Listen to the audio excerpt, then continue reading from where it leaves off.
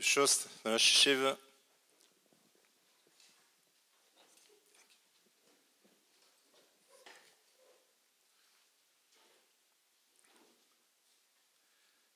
I'll try to eliminate as much as possible, Bli Neder, Mitz Hashem, the Kefil Hadvarim, and speak briefly. I'm totally unworthy to be Hesped. My brother, Zecher Tzadik V'Kodesh L'Vracha. That unworthiness is compounded by the fact that words are inadequate. When we use words like Hasmoda, Yirah Shamayim, Yegian Amola, so for us they have the associations with the standards of our door. My brother didn't live by the standards of our generation. He belonged to Friya Dikadoros, so the words fail us.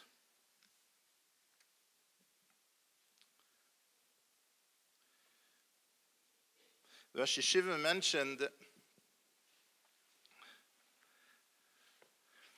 Reb Chaim once confined Reb Chaim, so known for his chesed, embodied what the Rav Zatzal, quoting from the Ibn Ezra and then the Rambam, that chesed means extreme. Ibn Ezra says that the Torah describes Arayas as chesed hu. But what kind of, how is that chesed? So the Ibn Ezra says, the Rambam says it as well, that chesed really means, it really connotes something extreme. It can be extreme l'tova, it can be extreme in the other direction. Chesed is something extreme. Real chesed, genuine chesed, the Rav said, is what seems to us to be irrational. Chaim was the embodiment of that, the epitome of that. So he once said to his son, Reb Moshe, as meint nicht, as ich bin geboren azoi. Ich hab gedacht stark arbeiten auf sich. Don't think that I was born that way. I had to work very hard on myself. All of the Talmidim sitting here experienced firsthand my brother's warmth, his love, his concern, his sensitivity, and beyond the mechitzas of the Beis Medrash, that warmth, that love, that concern, that sensitivity was felt far and wide. If he had been born with the most softest of dispositions, so the stories, and as was said, Efes Kotzeyu Sira, the stories would be so impressive, so remarkable, but he wasn't. But B'Teva, my brother was tough, and B'Teva, he was shy. And hat stark gearbeitet auf sich. He worked on himself tremendously hard, and he built himself into that loving Rebbe, into that quintessential Baal Chesed, whom you knew and whom you learned from.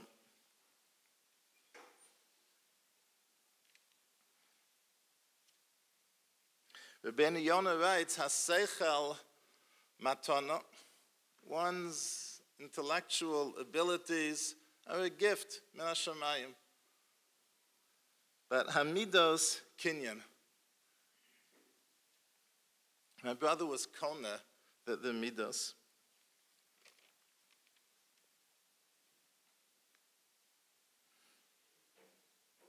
Kol sheyiras chetel kodemes l'chochmaso, chochmaso miskayemes. Yiras chet is a prerequisite for attaining, retaining. But the relationship is more nuanced than that. Chazal, as you know, quoting the pasuk, Yiras Hashem hi otzaro, say that Yiras Shamayim functions as an otzar for Torah. The otzar, the treasury, the storehouse in which Torah is retained, in which Torah is safeguarded, is one of Yiras Shamayim. if I have one bundle, one bushel of tvua, I only need an otzo, which is so big. But if I want to bring more and more and more tvua in, then the otzo has to be expanded. There's only so much tvua that can be compressed into one's initial otzo. You heard the remarkable testimony as to my brother's gadlus b'Torah. But that gadlus b'Torah was only possible because he was constantly expanding that otzar of Torah, the Yiras Hashem hi otzara.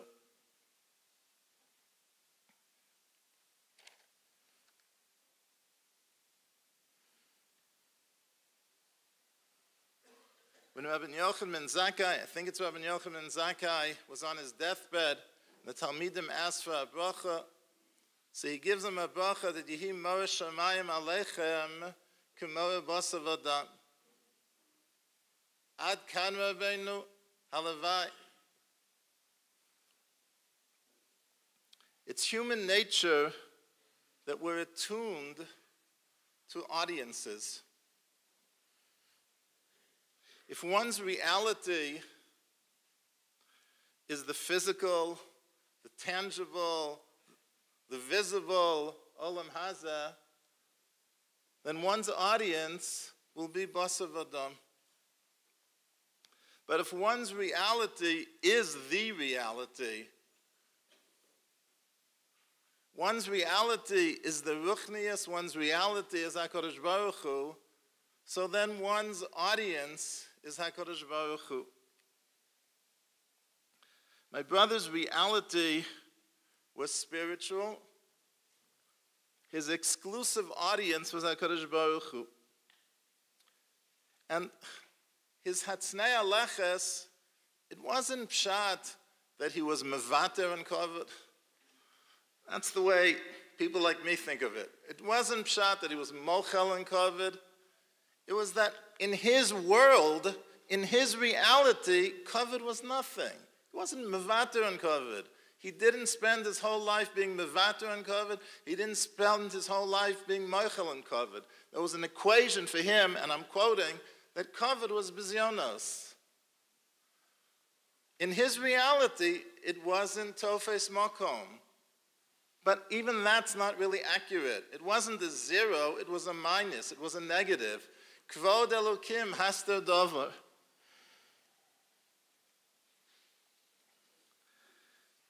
That tznius is a hallmark of Chachmei HaMasorah. One summer, I happened to meet one of the sons of Shlomo Zalman Auerbach. And we had just been in a minyan where they had davened Ma'ariv at a certain time. So I approached him and asked him whether his father would have repeated Kriya Shema afterwards. So he told me, I don't think so, but Eitzel Abba kashel adat. And then he described, I forget the exact age that he told me, I don't know if it was pre-bar mitzvah, post-bar mitzvah, that he never knew that his father was makbir in zmanim shel Rabbeinu Tam. He was a ben bayis. He was in his father's Dalet Amis. He never knew until it dawned on him that somehow or other there was always an excuse not to be doing malacha, not to be saying havdalah, not to be breaking the tanis matzah Yom Kippur. He spoke to his older brothers, and they said, yeah, but didan have a uvda as well. Same thing. It wasn't until our teens that we picked up on the fact. And then I believe he mentioned to me, the Gemara says that Rabbeinu HaKadosh, when he was giving shir, would say the pasuk of Shema Yisrael and Zoe Kriya Shema Shashal Rabbeinu HaKadosh. Then the Gemara is a machlokes tanoim, whether chosev v'gomra or eino chosev v'gomra. So who are the Balei Plukta? So one of the Balei Plukta is Rabbi's son. And Rabbi's son couldn't say Eidos. Rabbi's son said a svara, whether chosev v'gomra or eino chosev v'gomra. The tznius was so great and so complete and so successful that Rebbe's own son was on equal footing, equal standing with the other Tanoim in trying to understand whether or not Choser v'Gomer or Eino Choser v'Gomer.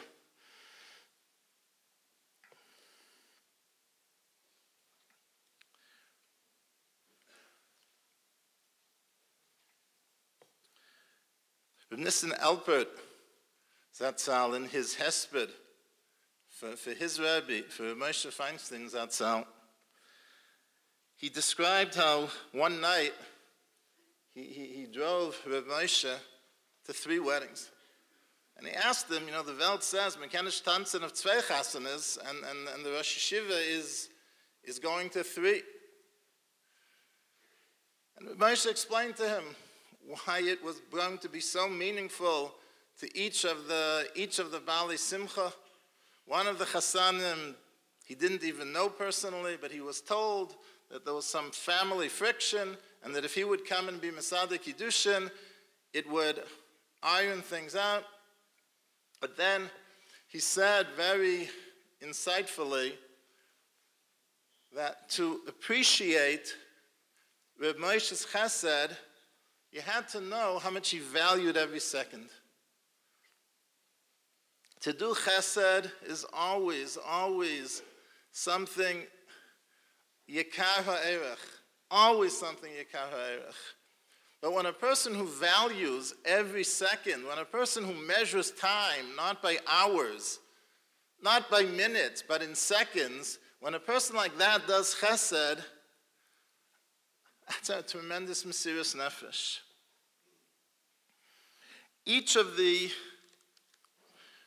remarkable tchumim in which my brother was so exceptional, each one kishala atzma, when isolated, commands tremendous, tremendous respect, awe. But to really begin to appreciate, and only to begin to appreciate, one needs a sweeping, holistic view. His chesed needs to be understood in light of his tremendous hasmada, his tremendous amala b'Torah, his being me'urav im abrios, needs to be understood in context of the fact that he wasn't one of us.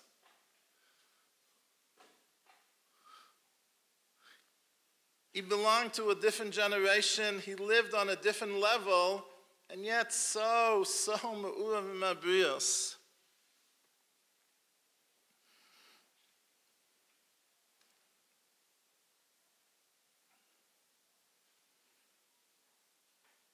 Shiva mentioned, no one lives in a vacuum.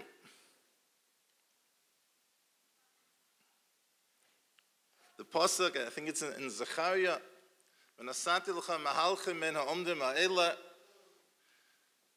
my father, Zatzal, was fond of quoting the pshat. It's one of those pshatim where Reb Chaim Volozhin and the Baal Shem Tov say the same thing. The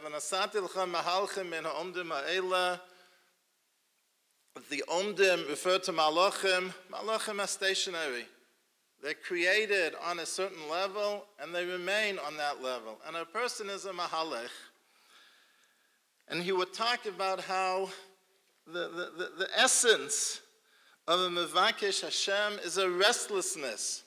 That a person he's insatiable. His quest, his thirst can't be quenched. And that complacency is the antithesis of Bakashas Hashem. My brother's thirst for Kivus Elokim was unquenchable. Whether it meant not sleeping, whether it meant have a Gola L'Makom Torah, and this too has to be understood in a broader context.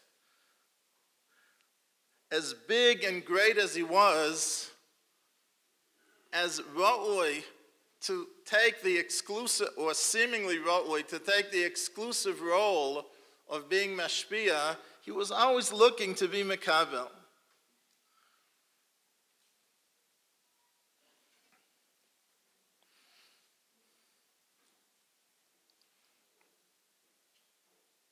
There is a very famous word, I think it's from the Kotzker in Pirkei Avos, on the various teachings of the Tanoim introduced with Hu Haya Omer.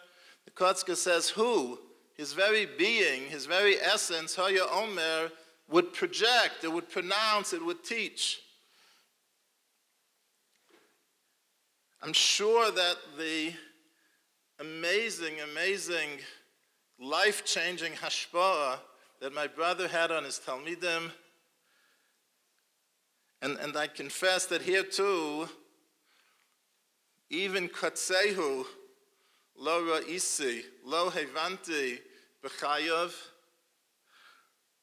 I'm sure that that life-changing hashpa'ah that he had on each and every one of his Talmidim was due in part to the brilliant shiurim, but I'm convinced that primarily that hashpa'ah was through the sheer force of his personal example.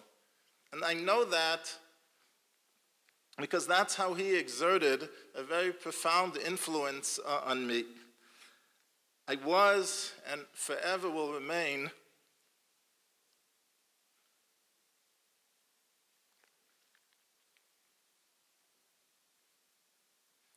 profoundly indebted to him. He never gave me mussar, but just being around him, the sheer force of the example when so much was hidden, but even the little bit that wasn't hidden, if you sat at the table with him and you watched him bench, so his kavanas were hidden, but the way each word was said carefully and pronounced couldn't be hidden. And he had a daven b'tzibur. You saw the way he stood Shmon Esrei. And you went there for Shabbos, so you saw that when you went to sleep he was learning, and when you got up he was learning. The sheer force of the personal example, Hu Haya Omer,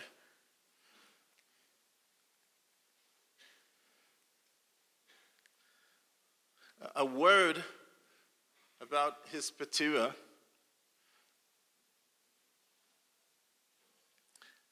The Ramach mitzvahs essay, Shasa mitzvahs los essay correspond to the Ivarim in Gidin Shabaguf. The Shari Kedusha explains the pasuk in Eov, but the guf itself is only a lavush, is only a malbush. The essence of a person is the neshama. The guf is the clothing, is what clothes the neshama. So when you buy a suit, when you're buying clothing, so you measure. So this is your arm length. So you need such and such size of a suit, and this is your waist. So you need the pants have to be so wide. If there are ramach evarim sagidim baguf, so it means that corresponding to that, there is some notion of ramach evarim sagidim in the neshama, and that the tikkun of the neshama, the ramach and shasa of the neshama, comes from Torah, comes through being mekayim mitzvahs. Those mitzvahs which we can't be mekayim, so their Talmud Torah functions as a substitute.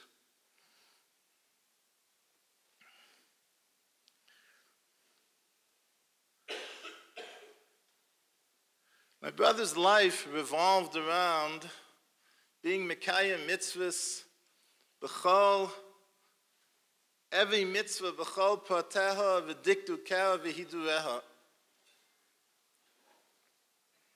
Apparently it couldn't be that the mitzvah of Kiddush Hashem, that tikkun of the neshama would only come about vicariously through the Talmud Torah of the mitzvah.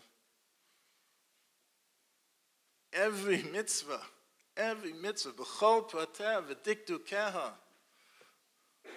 v'chavan oseha v'hidureha. He deserved the opportunity to have the tikkun haneshama of being mekayim the mitzvah of Kiddush Hashem b'foal.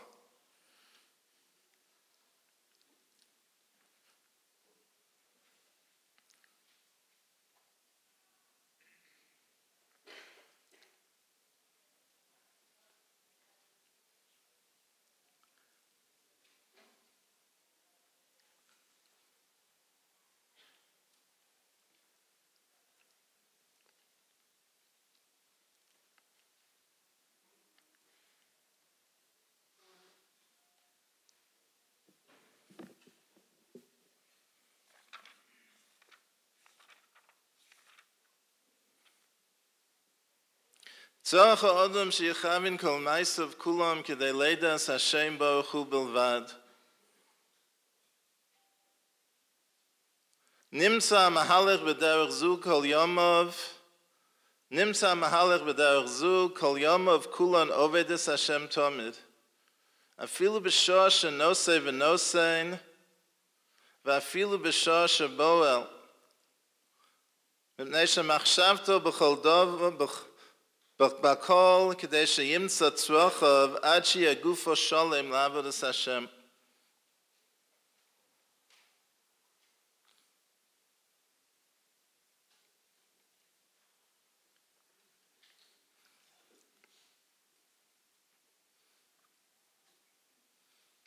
During the Shiva, I was speaking with my son, and he told me that his one of the defining associations with Uncle Moshe is his B'chol Drachecha Da'ehu. Everything was Eiskecheshbent. Everything he did was thought out, was premeditated, was oriented towards one goal.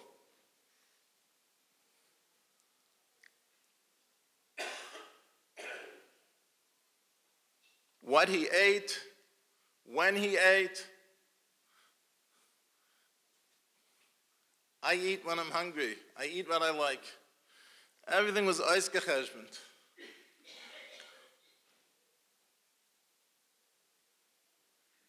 But what about Ptira? How does that get integrated fully to the maximal? B'chol prateha v'dikdakeha v'hidureha. How does that get integrated? How does that become integrated into a life of b'chol drachecha da'ehi, where everything is eiskecheshbent? Everything is calibrated, everything is measured, everything is geared towards one and only one goal. His ptira couldn't just be the end of his life.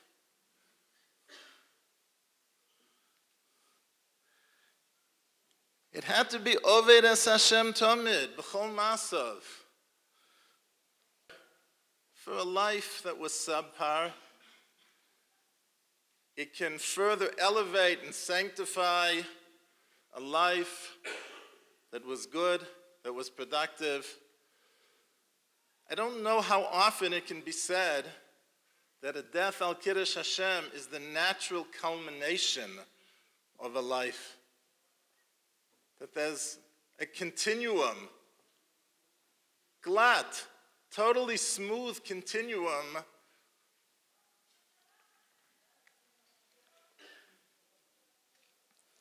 between a life al Kiddush Hashem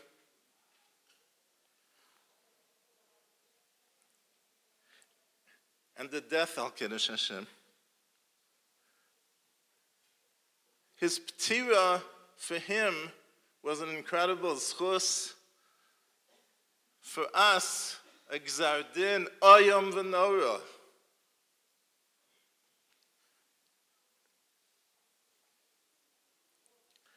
I wouldn't presume to try to find the right answer of Ma Hashem Elokecha Shol Me'imanu, but kimedume that the following isn't wrong. I don't know that it's the answer. I'm sure it isn't. But the following isn't wrong. As Rav Orenstein mentioned, the circumstances surrounding my brother's ptira lifted the veil of secrecy in which he had cloaked himself.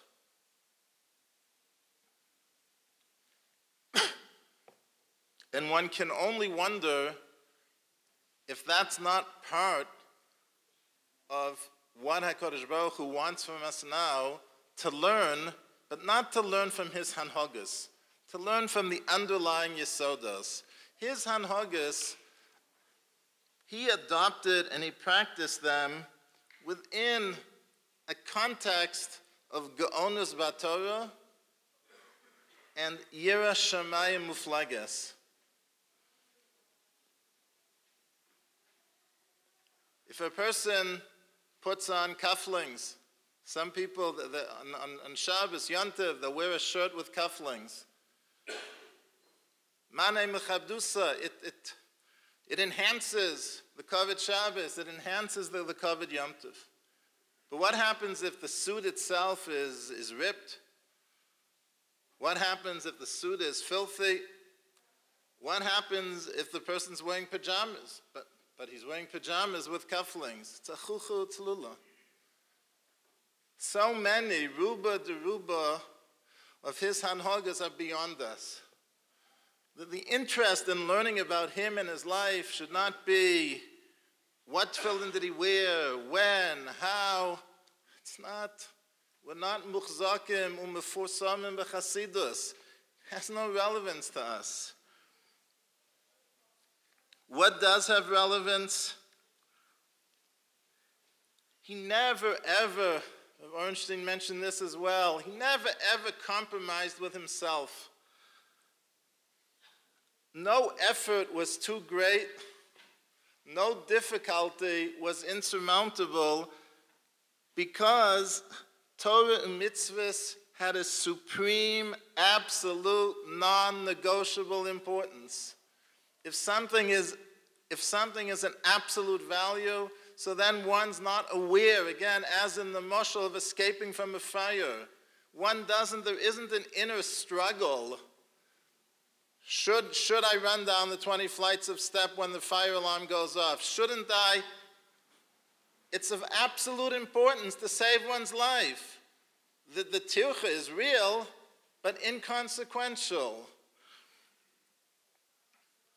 For my brother, Torah and mitzvahs, it was the absolute, supreme, and therefore non-negotiable value.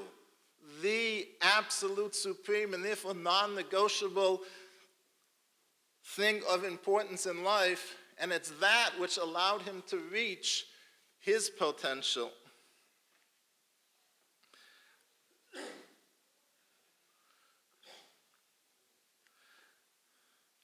As Reb Chaim says, Rabbeinu Yonah said, Hamidos Kinyan, stark arbeiten of sich.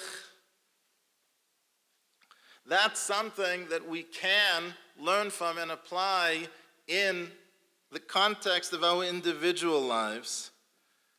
And finally, one of the Menachemim, and one who was eminently qualified to make this statement, commented as follows. He said, your brother was one of the biggest Talmidei Chachamim I knew. He was the frommest person I knew, and he was the most normal person I knew. When a person is shalem, the ben adam lamakom is not at the expense of ben adam lachavero. The ben adam lachavero is not at the expense of the ben adam lamakom. The tremendous milas and madregas that one achieves in avodas Hashem doesn't prevent one from being me'uv v'mabrios. If kavayochel HaKadosh Baruch Hu v'salachti b'sochechem, so then Bali Madrego and Bali Avoda also have to be Mekayim v'salachti b'sochechem. Tehei nishmas al tzura b'tzura chayim.